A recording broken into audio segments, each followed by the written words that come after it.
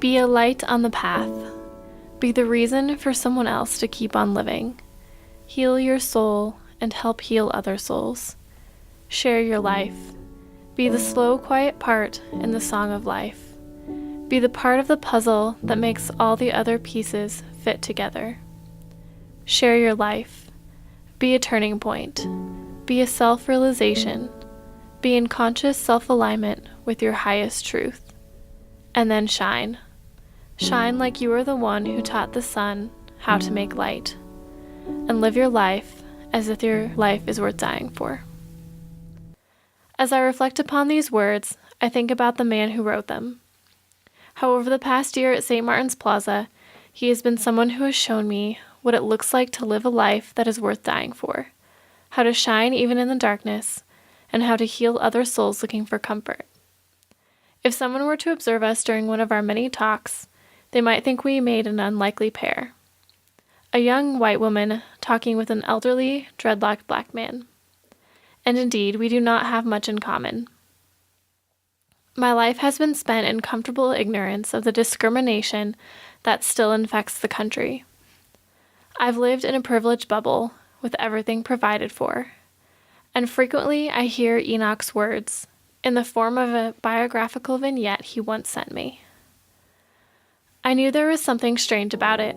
Whenever my great-grandma would put on her Indian clothes and drag her granddaughter, my mom, and us 8 kids to the powwow 23 miles away at Haskell University outside of Lawrence, Kansas.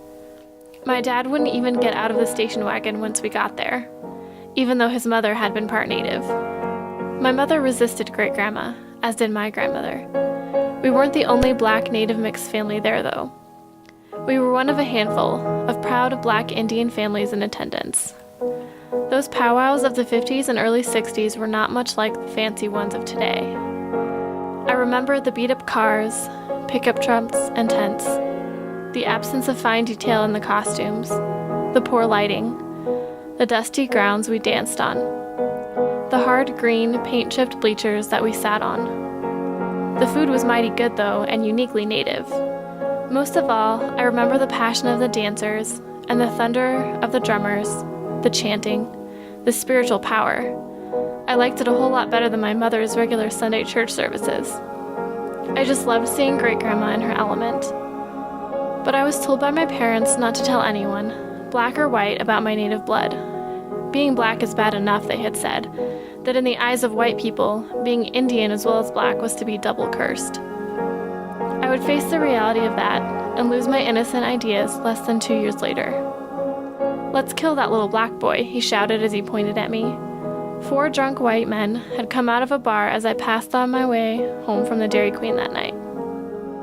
I dropped my ice cream cone. At age 9, I ran for my life.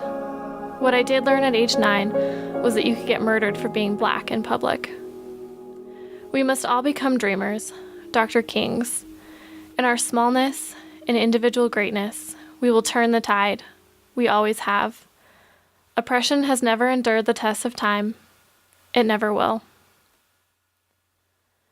I may never have experiences like Enoch's, but his optimism, his zeal for life, his youthful soul have brought us together.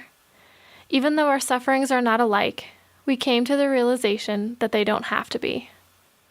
Listening to the stories of the residents at St. Martin's, from Betty, who grew up on a farm and was left to care for herself at age 17, to Miss Lily, who was forced to flee her home and children at the hand of an abusive husband, I see now that everyone suffers equally, even if their suffering is not the same, and even if we come from vastly different worlds.